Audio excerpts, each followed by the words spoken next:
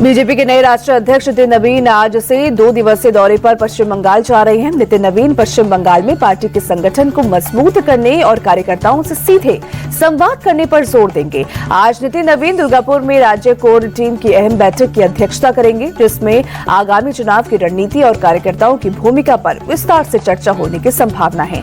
वहीं 28 जनवरी को उनका दिन पूरी तरह संगठनात्मक कार्यक्रमों से भरा रहेगा। सुबह वो दुर्गापुर पूर्वा में एक सम्मेलन में शामिल होंगे। दोपहर बाद नितिन नवीन आसनसोल जिले के रानीगंज में जिला कार्यकर्ता बैठक में हिस्सा लेंगे, जहां वो जमीनी स्तर पर संगठन को और मजबूत करने के लिए दिशा निर्देश देंगे।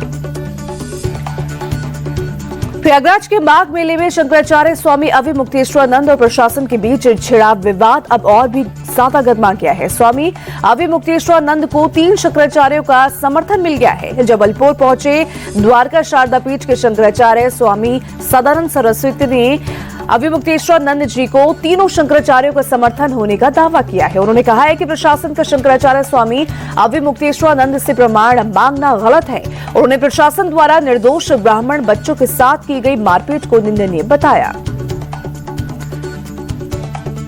शंकराचार्य विवाद थमने का नाम नहीं ले रहा है और इस बीच सीएम योगी ने एक बार फिर से इशारों में स्वामी अविमुक्तेश्वरानंद को लेकर बड़ी बात कह दी है। सीएम योगी ने कहा कि अगर कोई व्यक्ति कहता है कि वो न्याय, संविधान और व्यवस्था से ऊपर है, तो वो संविधान का अपमान कर रहा है। अगर उन्हें व्यवस्था पर विश्वास नहीं है, जो मैं कहूंगा वही होगा वाला रवैया यहाँ नहीं चल सकता। बरेली के सिटी मजिस्ट्रेट अलंकार अग्निहोत्री का इस्तीफा नामंजूर करने के साथ साथ यूपी सरकार ने उनके खिलाफ एक्शन शुरू कर दिया है।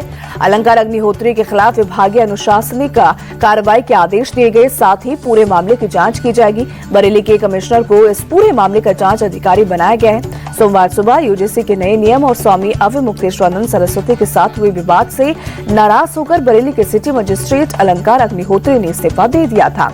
अलंकार अग्निहोत्री ने अपने इस्तीफे की वजह यूजीसी के नए नियमों में स्वर्ण समाज के छात्रों के कथित अधिकार हनन और स्वामी अविमुक्तेश्वरानंद के शिष्य की शिक्षा को खींचना बताया है।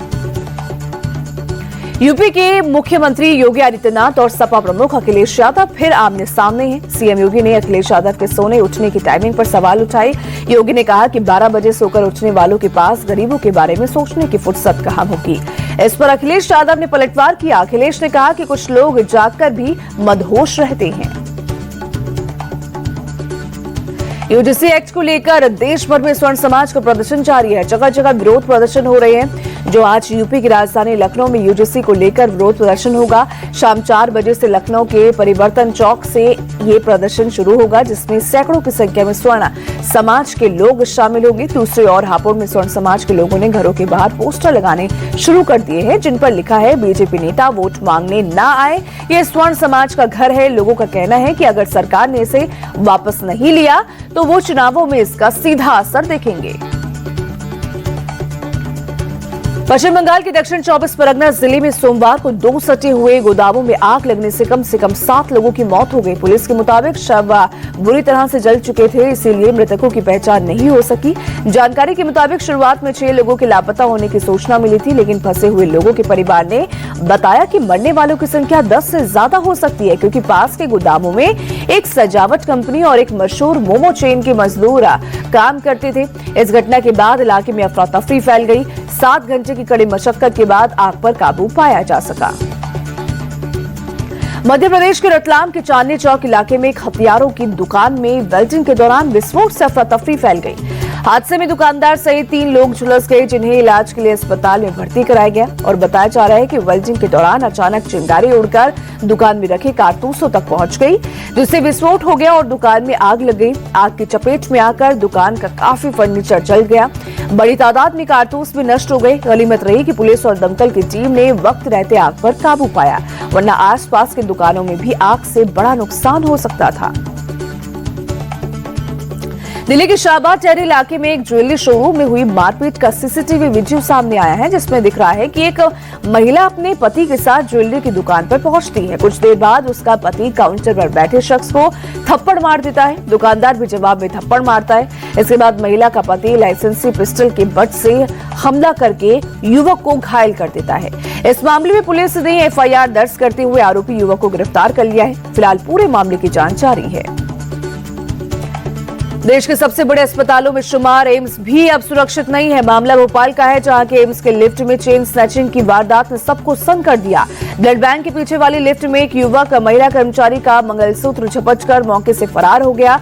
ये पूरी वारदात सीसीटीवी कैमरे में कैद हो गई। एम्स की सिक्योरिटी एजेंसी और पास के थाने में पीड़िता ने शिकायत दर्ज करा दी है। इसके बाद आरोपी की तलाश जारी है। ये पूरी घटना 3rd फ्लोर की है। पीड़ित महिला स्त्री रोग विभाग में अटेंडेंट के पद पर काम करती है। मुंबई के संजय गांधी नेशनल पार्क से एक परेशान करने वाली खबर आई है। यहां फॉरेस्ट कर्मचारियों के ऊपर आदिवासियों ने पत्थरबाजी कर दी। जो तस्वीरें सामने आई उसमें साफ दिख रहा है कि लोग कर्मचारियों के पीछे धकेल रहे हैं उनको। इनमें ज्यादातर महिलाएं दिख रही हैं। टकराव के हालात तब बने जब आदिवासी इलाके में सर्वे करने के लिए गए फॉरेस्ट विभाग के अधिकारी वहां पहुंचे थे। उन्हें देखकर गुस्साए आदिवासियों ने पहले तो जमकर हंगामा किया, फिर उसके बाद जब वन विभाग के कर्मचारी वापस जाने लगे तो कुछ लोगों ने पीछे से पत्थरबाजी करनी शुरू कर दी। सरकारों की अपील और पुलिस की सख्ती के बावजूद देश में बैन चीनी मांझे के इस्तेमाल से लोग बाज नहीं आ रहे हैं, जिसका खामियाजा दूसरे लोगों को जान देकर चुकाना पड़ रहा है। ताजा मामला हैदराबाद का है, जहां के कुक्कटपल्ली में एक 5 साल की बच्ची की चीनी मांझे से गला कटने से मौत हो गई। बच्ची अपने परिवार वालों के साथ दोपहिया वाहन पर कहीं जा रही थी। इसी दौरान हवा में उड़कर आया चीनी मांझा अचानक बच्ची के गले में फंस गया। गंभीर हालत में उसे तुरंत अस्पताल ले जाया गया, जहां डॉक्टरों ने बताया कि उसकी मौत हो चुकी है। इस घटना से स्थानीय लोगों में काफी ज्यादा नाराजगी है। अपराध पर लगाम लगाने में बड़ी सफलता मिली है। 2024 और 25 में भारत से भागे 71 अपराधी विदेशों में ट्रेस किए गए हैं, जिनमें से 27 को वापस लाया जा चुका है। सीबीआई का ग्लोबल ऑपरेशन सेंटर विदेशी एजेंसियों के साथ मिलकर फरार अपराधियों की लोकेशन ट्रेस करता है और होम मिनिस्ट्री के साथ विदेश मंत्रालय को डेटा सौंपता है। एक रिपोर्ट के मुताबिक 1,91,000 से ज्यादा खोए, चोरी हुए या रद्द भारतीय पासपोर्ट का डेटा इंटरपोल के डेटाबेस में अपलोड किया गया है। कार को कंट्रोल में चलाना क्यों जरूरी है, इसका उदाहरण ये तस्वीरें हैं। यूपी के अमरोहा में नेशनल हाईवे 9 पर दिल्ली से पीलीभीत लौट रही कार का टायर फट गया, जिससे कार डिवाइडर पार करते हुए सड़क की दूसरी ओर पहुंची और सीधे लाइट पोल से ही जा टकराई। टक्कर इतनी जोरदार थी कि कार चकनाचूर हो गई। इस हादसे में पीलीभीत के रहने वाले शिवांग सक्सेना और निधि अग्निहोत्री की मौके पर ही मौत हो गई। रेलबाजी में खुलेआम पिस्टल से फायरिंग, फिर बजी ताली। अब युवकों को ढूंढ रही पुलिस। ये हाल है बिहार के कटिहार का, जहां फायरिंग से जुड़ा एक और वीडियो सोशल मीडिया पर वायरल हुआ है। वीडियो में एक युवक फायरिंग करता दिख रहा है। वीडियो सामने आने के बाद पुलिस ने कार्रवाई शुरू कर दी है। एक हफ्ते पहले ही कटिहार के कोढ़ा इलाके में एक युवक के देसी कट्टे लहराने का वीडियो वायरल हुआ था। किसी भी इंसान के साथ कब क्या हो जाए ये कोई नहीं जानता। महाराष्ट्र के धाराशिव जिले के उमरगा से डरा देने वाली घटना सामने आई है। यहाँ गणतंत्र दिवस पर आयोजित समारोह के दौरान एक पुलिसकर्मी को अचानक हार्ट अटैक आ गया। घटना में पीएसआई मोहन जाधव की मौके पर मौत हो गई। पुलिसकर्मी को हार्ट अटैक आते ही वो नीचे गिरे, जिसके बाद वहां अफरा-तफरी मच गई। इस घटना का वीडियो सामने आने के बाद सब हैरान रह गए।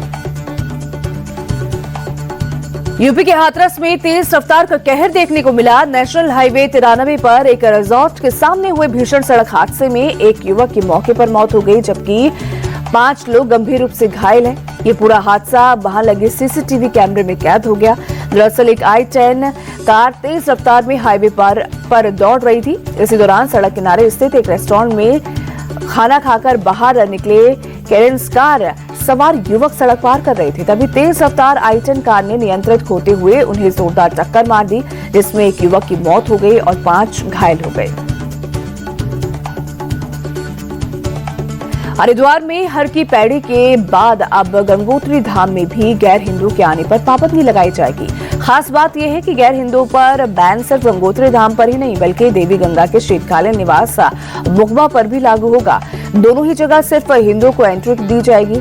श्री गंगोत्री मंदिर समिति के अध्यक्ष सुरेश सेमवाल के मुताबिक दूसरे धर्मों के लोग टूरिस्ट के तौर पर आते हैं, हिंदू की भावनाओं का अनादर करते हैं, इसलिए उन लोगों को रोका जाएगा। वहीं आने वाले दिनों में बद्रीनाथ और केदारनाथ में भी गैर हिंदुओं के प्रवेश पर रोक लगाए जाने पर भी विचार किया जा रहा है। भारत में एआई से जुड़ी एक बड़ी खबर सामने आ रही है। एआई स्किल इंडेक्स में भारत टॉप पर जा पहुंचा है। इसका मतलब ये है कि भारत में आर्टिफिशियल इंटेलिजेंस स्किल अब सिर्फ टॉप कंपनियों या रिसर्च लैब तक ही सीमित नहीं रही, बल्कि बड़ी संख्या में इंजीनियर्स, डेवलपर्स और टेक प्रोफेशनल्स तक पहुंच चुकी है। यहां तक कि भारत में कामकाजी महिलाओं के बीच एआई स्किल्स दुनिया के मुकाबले 1.7% गुना ज्यादा है, जो अमेरिका और इजराइल जैसे विकसित देशों से भी ज्यादा है।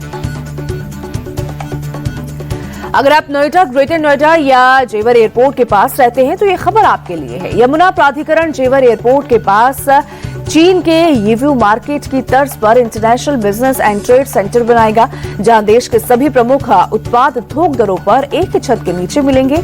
एयरपोर्ट के पास मल्टीपर्पज हॉल बनाया जाएगा, जिसमें cultural program, award show, concert कराए जा सकेंगे।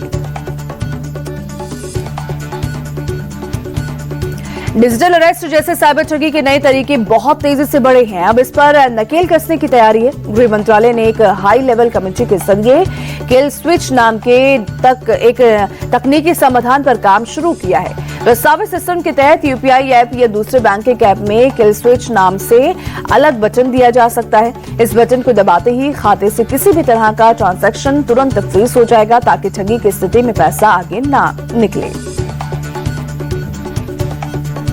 मुश्किल वक्त में पुलिस बुलानी है, फायर ब्रिगेड चाहिए या फिर एम्बुलेंस की जरूरत है। दिल्ली में अब इन तमाम इमरजेंसी जरूरतों के लिए सिर्फ एक नंबर डायल करना होगा, 112।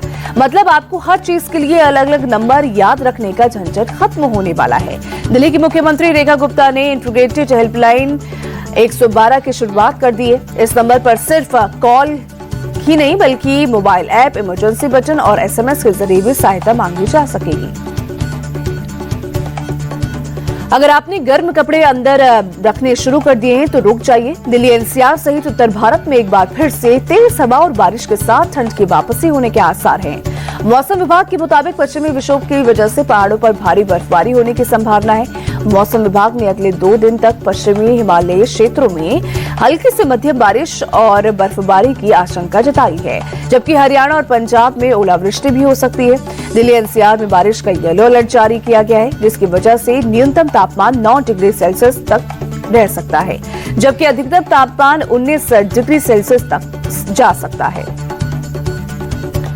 और अब बात करते हैं विमेंस प्रीमियर लीग की। सोमवार को वडोदरा में मुंबई इंडियंस ने आरसीबी को 15 रन से हरा दिया। मुंबई इंडियंस ने पहले बल्लेबाजी करते हुए 20 ओवर में 4 विकेट के नुकसान पर 199 रन बनाए।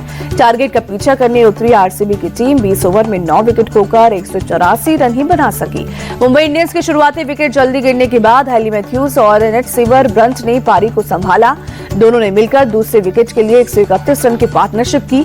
मैथ्यूज ने 39 गेंदों में 56 रन बनाए, गेंदबाजी में 3 विकेट भी लिए। वहीं नेट सिवर ब्रंट ने WPL इतिहास का पहला शतक जड़ते हुए मैच 57 गेंदों में नाबाद 100 रन बनाए। आरसीबी की ओर से ऋचा घोष ने सबसे ज्यादा 90 रन बनाए, लेकिन आरसीबी को हार से नहीं बचा सकी। विमेंस प्रीमियर लीग में आखिरकार पहला शतक लग गया है। मुंबई इंडियंस की ऑलराउंडर नेट सिवर ब्रंट ने आरसीबी के खिलाफ शतक ठोकर ये उपलब्धि हासिल कर ली है। उन्होंने ताबड़तोड़ खेलते हुए 100 रन बनाए और नॉट आउट रहीं।